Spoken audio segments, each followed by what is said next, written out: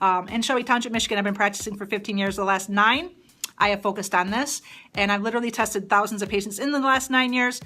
Literally, it is my joy and love to help people regain their freedom, because people are afraid to get on airplanes, drive in their car. They know where the bathrooms are along the entire route of where they are going.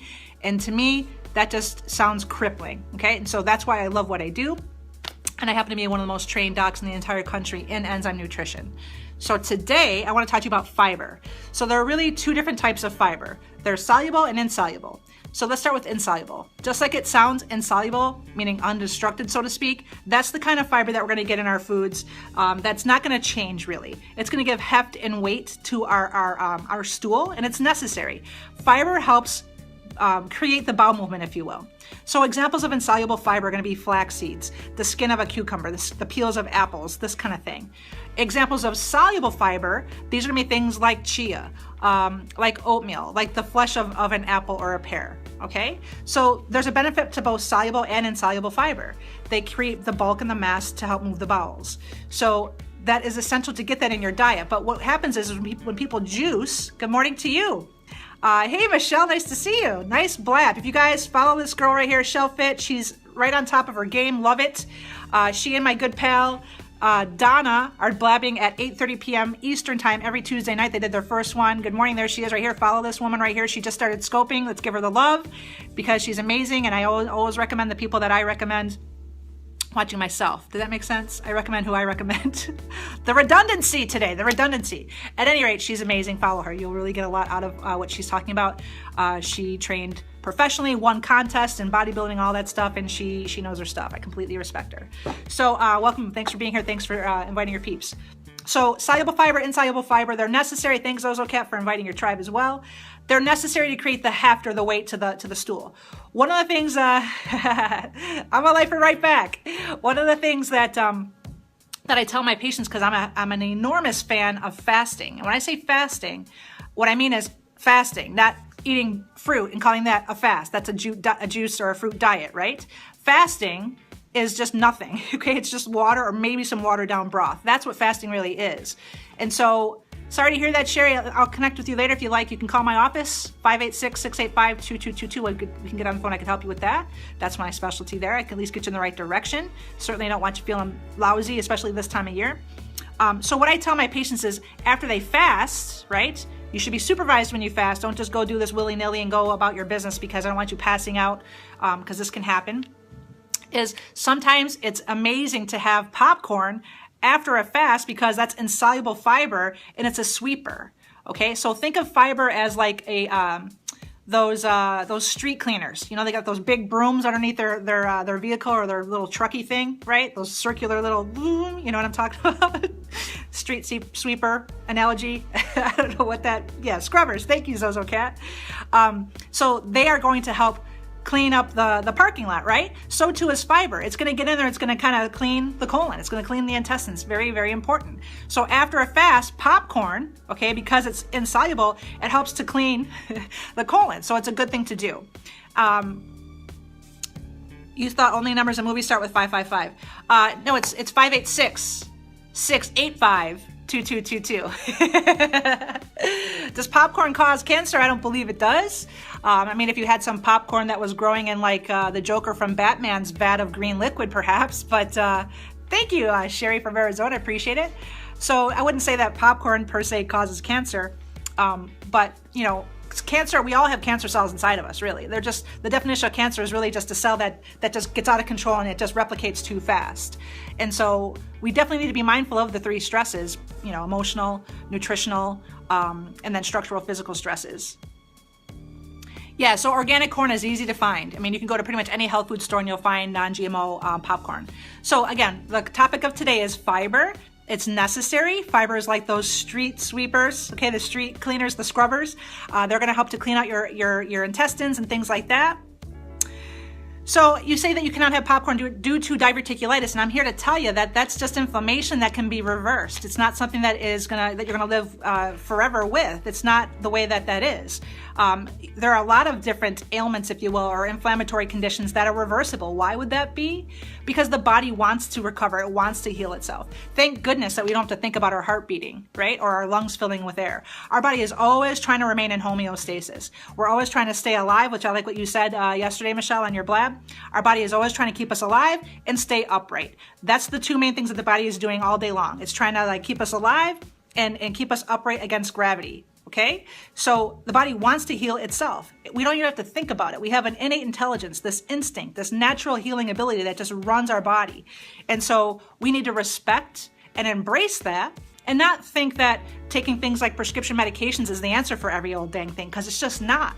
I am not saying that drugs are all irrelevant, because there are some that do matter. They do keep people alive. They do help with pain relief. Insulin is necessary. Clipsy, how are you, sweetheart? Que pasa? How are you? I haven't seen you forever. How you doing? Casey, thank you for inviting your followers. So there's a definite need for some medications, but it's so minute, so minute compared to what's being handed out like candy out there. I mean, in practice for the last 15 years, I have seen patient after patient after patient come in taking 10, 12, 18 prescription meds, you guys. I'm still in the trenches. I still see this stuff. Yes, insulin is necessary. Exactly, Meg. So there are certain medications that do the job. I get that. They keep the heart beating. I get that. They keep the lungs free of fluid. I get that. But when we're talking about Crohn's, colitis, when we're talking about heartburn, things like this, there are a lot of meds that are being doled out that are harming, that are treacherous to the gut. They're harmful and treacherous to the liver and to the kidneys, and they're robbing Peter to pay Paul. The only reason why any medication helps with pain, by the way, is because that they're effective at blocking enzyme processes in the body. That's why that they're effective at all at helping with pain. And I get it if you want to be out of pain and you take an occasional Motrin or whatever. I get that. Never going to get judgment from me at all on any of that stuff. Even if you're somebody that's taking 12 prescription meds, you're not going to get judgment on me. From me, I mean, what you're going to get is me to say, perhaps you could consider something else, right? And I'm not a medical doctor, so this is where we get in that really fine line, but I am not gonna back down. I'm gonna tell you what I see in practice, what I see in the trenches, and that is people don't know that there are other options. They just think that there is this only one route, which is if you have a problem with constipation or diarrhea, that you should take Miralax, or you should take Lamotil, or Asacol, or Remicade, or Humira, or Imuron, any of these things. I mean, people are taking infusions of this stuff, and it's ridiculous. Hey, Liam, nice to see you. So I'm here giving you the contrarian viewpoint, which is if you have a problem with moving your bowels, perhaps you should be looking at your fiber intake. So plants are going to get you everything that you need for fiber. Beans, I am not 100% in favor of the paleo diet because they're against beans for the most part, and you guys know how I feel about pork. But aside from that, all right, I think there's a lot of merit in certain types of diets like the paleo diet. But beans give you a great source of fiber, okay, a great source of fiber. If you're going to consume beans, I will say, make sure you're rinsing out, if you're buying it canned, rinse it out really well so you get rid of all that sudsy stuff, because those are the phytic acids in that can of beans that you want to rinse out and remove because those are anti-digestives. And so you should always be taking a digestive enzyme before you eat, okay? That's because enzymes help to digest your food up to 80%, 1 hour of that food being in your stomach. And so that means that the metabolic enzymes are able to heal the body instead of changing over to digest food. Chronic stomach, I missed that whole thing. I'm sorry, put it in again. You love your enzymes, great. I love hearing that. So I'm sorry I missed your questions. You guys go ahead and throw them in again. If you're just joining me or if you're new to me, thank you so much for finding my scope. I hope you enjoy what you're hearing. If you like to stay connected, hit the little white torso right there. How's it going, little dog? Good to see you. So as far as Desiree about enemas or colonics, I don't necessarily feel that they're bad, but I want you to understand I never refer my patients out to go get them because I don't need to. So what I want to just caution against with enemas and colonics is that usually I would say 95% of the time or more, if you wanted to like have me throw out some stat at you that I'm creating, any kind of constipation or bowel issue is not coming from the colon. It's coming from the liver. Okay, the liver is the quarterback. The liver is the quarterback of the gut. And the liver manufactures something called bile, which your gallbladder, if you still have it, should store. Okay, and then the gallbladder has that duct that fires off that bile right into the duodenum or the small intestine. And that's intentional for a couple of reasons. One, to neutralize the acid, the acidic content coming out of the stomach. The most acidic area of your entire body is inside the stomach. And then the most neutral or alkaline is bile. That's the most alkaline substance in the bile. So it's going to, de-acidify, if you will, the contents of the stomach, and it's also going to throw in some enzyme in there too into the small intestine. So the liver, if it's making bile that's too thick, you're going to have constipation issues. So all the enemas and colonics in the world aren't going to address the liver and the bile situation. Do you see what I mean? So how do you fix that? Well, first you find out what the liver needs nutritionally so that it's making a bile that's going to be the right consistency. Yeah, the liver is the quarterback. JC says, this week other than kombucha still contains a lot of sugar even after fermentation. Disappointing. But see, it's okay that we have sugar. So these are macronutrients we need. We do need carbohydrates, you guys. Carbohydrates, fats, and proteins. So kombucha, I don't know if you saw that recent study or whatever, but just ignore that. I mean, it's not like you're going to be drinking gallons of kombucha a day, JC. So don't worry about that. It's still okay. Bile, that's weird. You threw that up when, and it burned. Ugh. Well, it wasn't the bile that was making you have a burning sensation. It was probably the hydrochloric acid coming up as well. That's the most acidic thing in your entire body. I missed that colonic question again. I'm so sorry. I know that's a lot. I hope you're copying and pasting it. You're doing your scope test kit tomorrow. Nice. Yeah, so JC, have your kombucha. Do you make it yourself even better? 5-year-old has chronic stomach pain, tested negative for food allergies. Thoughts? I used to test for food allergies as well, and it wasn't getting anybody better, so I quit. I used to have on my sign at the street, it used to say, food allergy testing, Dr. Christine Kaczmar, and I had to take it down because it wasn't working, and I'm not going to do that anymore. If it doesn't work, I'm not doing it. It wasn't until I got into testing macronutrients and deficiencies for fat, carb, and protein, everything changed for me professionally. And I have Dr. Howard Loomis to thank for that. So I would say, even if you've been tested for food allergies, they're not necessarily accurate. Enzymes are foods. Fats, carbs, proteins, vitamins, minerals, and enzymes are your foods. Enzymes are like proteins with sparks of life in them that can't be replicated or duplicated. They are found in all living things. We have billions of enzymes in our body that do everything from change chemicals around for your heart to beat. They dictate the color of our hair, our lungs to fill with air, to digest food, and to help clean up our immune system. Enzymes are things that we should take at the start of our meals because we eat foods that are devoid of them. Meaning when we cook our food over 118 degrees Fahrenheit, now we've lost the enzymes in those foods because they've been packaged, canned, microwave, grilled, steamed, whatever. 118 degrees Fahrenheit is the temperature with which enzymes are killed and destroyed. Therefore, you need to take them back in a supplement form at the start of your meal, 2 caps at the start of your meal for the most part, to help take the burden off of the gut. Leaky gut, you want a solution for leaky gut? One of the things you can do is take a digestive enzyme. The other thing you can do to alleviate leaky gut is avoid the 5 belly busters, which are pork, peanuts, corn, soy, wheat. Yeah, enzymes are great for everybody that's eating foods that are no longer raw. Okay, here we go. I went to colonic, and a young lady said I had a lot of gas on my stomach. No waste came out. So again, Top Shelf, I would say, are you taking a digestive enzyme? If not, get on it. You know how I feel about that, Nicole. So do that. Start there. And on the spot, if you're having gas or bloat or discomfort, take 6 caps of your digestive enzyme. These are foods. They're not medicine. I am not giving you medical advice, all right? Which is a good thing. I don't want to dispense medical advice. These are foods. So if you have impromptu gas, bloating, discomfort, take 6 caps all at once of your digestive enzyme.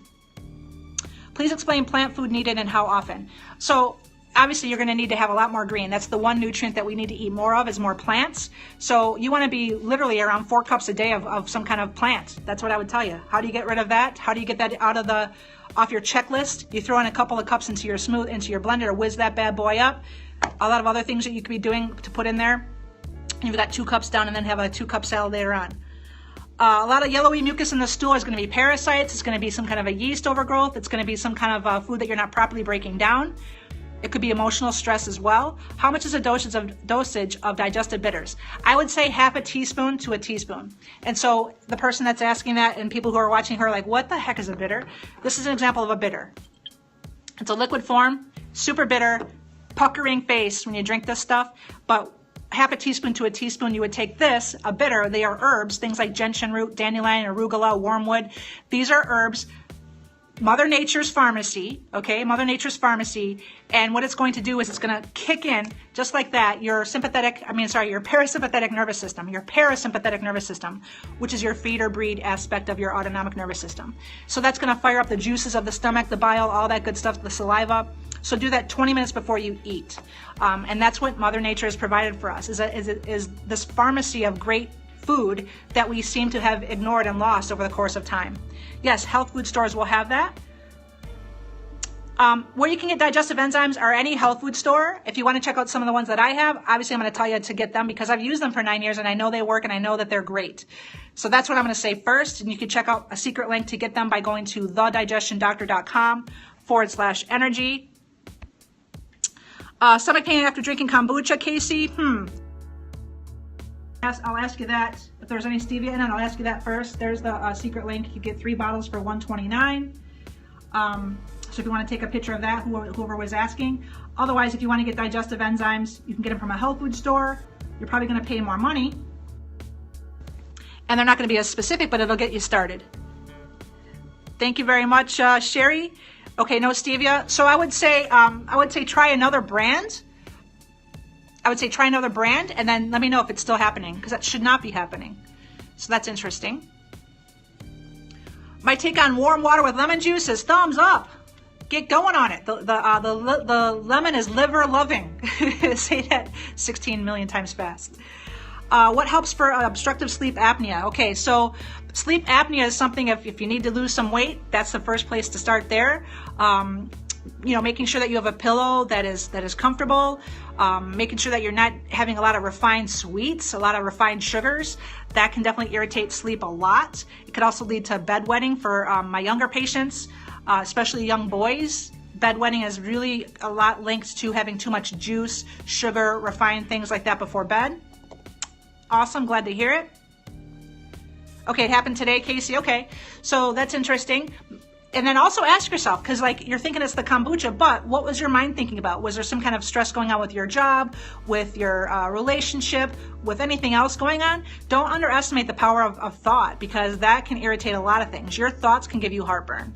So it's easy for us to want to link that up with something that we just consumed, but see? So you had stress at work today, Casey, so that would probably be what it is. It's that you're stressed out. Good amount of psyllium husk to start with.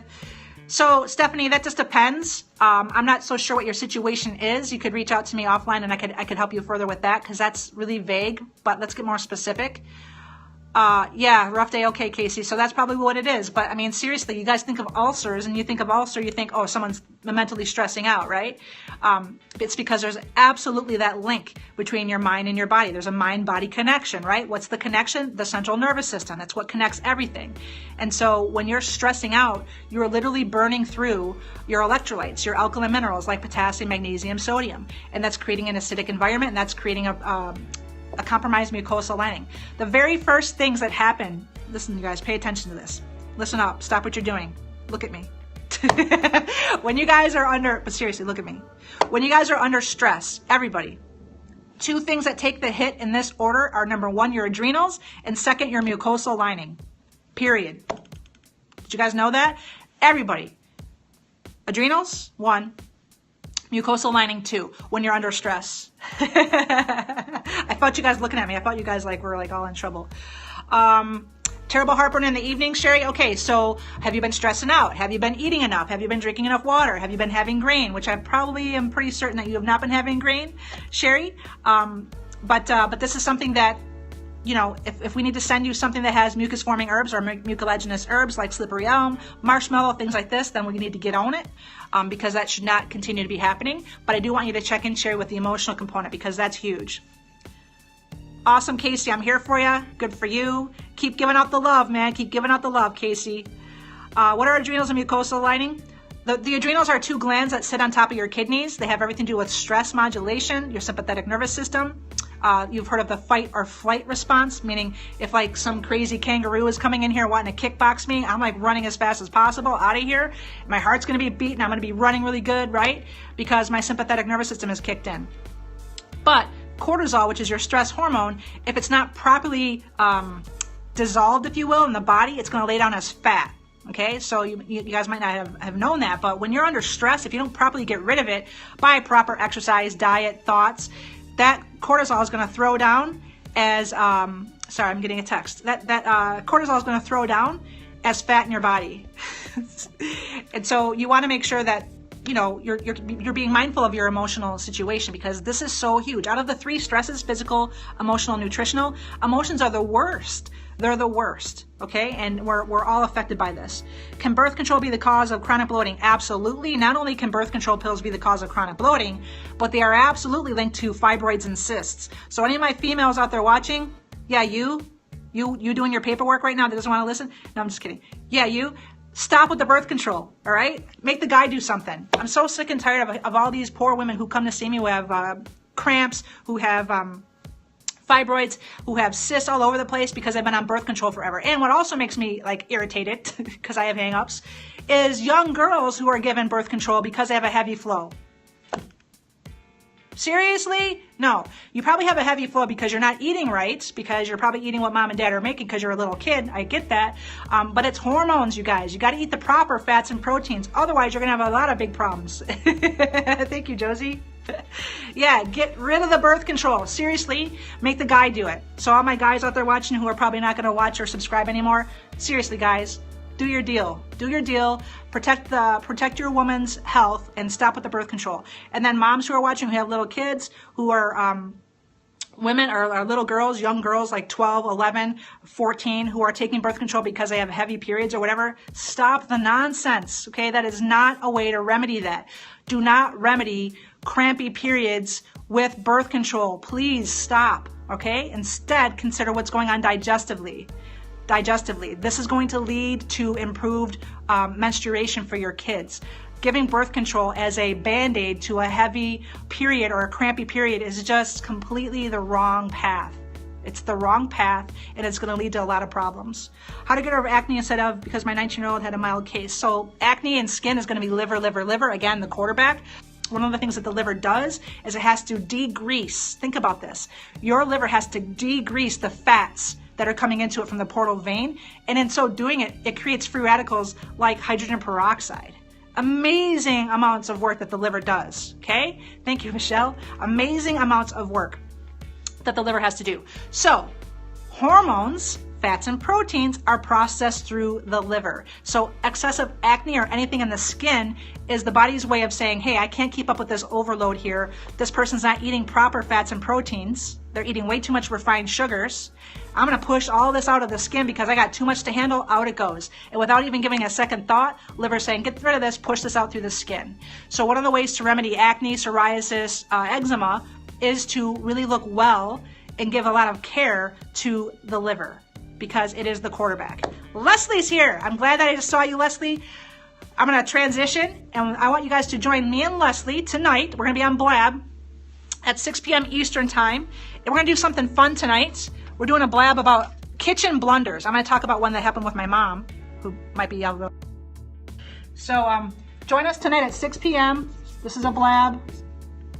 Sorry, I put like... I hate when I do that. Okay, so go to bit.ly/holiday blunders. Seriously, I write like a serial killer lady. Blab, it's at 6 p.m. tonight. bit.ly/holiday blunders. Blab is like a webinar, but it's live and you can see us talking to you. Yes, Sherry, there's one every night. The other one I'm doing is with my other good friend, Donna from Lifted Up Fitness. And that one you can go to by going to blab.im/liftedupfitness. Okay, that's gonna be tonight at 7 p.m. So I'm a busy lady. I got a double header, or as Donna said, a double hitter. I am a blabbing fool. So 6 p.m. tonight with Leslie. Go to kitchens, bit.ly/holiday blunders, and then followed by that, we're gonna do one on. I think we're doing one on adrenals and cortisol tonight. Yeah, so head on over to those.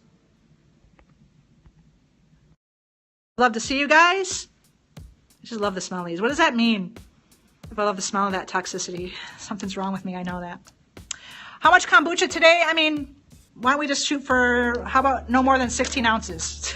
Stagger through the day. How about that? Thank you very much, Nanette. I love seeing you over there. Best herbs for the liver are going to be many, like milk thistle, dandelion. There are a lot of good things that you could put into the liver. I think uva ursi is a good herb for the liver as well. That helps to clean up gallbladder sludge. Let me tell you some other things I'll tell you. How you doing? All right. Barberry, beet, gentian. These are some other things that are in my formula for that. Hey, Betty Boop Fit, how are you? You guys want to say hi to my mom? Hi, Mom. I don't have you on yet. Here. Hi, Mom. There's Mom. Same old place. What's the highlight of your day today, Mom? Just being here and being healthy. That was such a made-up answer. Seriously. Yeah. All right. They're all saying hi to you. Let's see if Mom can catch this bottle. All right, you ready, Mom? I'm ready. Oh, nice! Nice catch, Mom. Thank you. Andy, you want to say hi too? Hi. Give her the bottle, throw it to Andy. All right, Andy, you guys want to see if Andy can catch it? Oh, God. We have to share. Andy, you're on. You're on. Okay. Here it goes. Yeah, we got talented people here. The requisite of working in the office is you have to be athletic. Just kidding.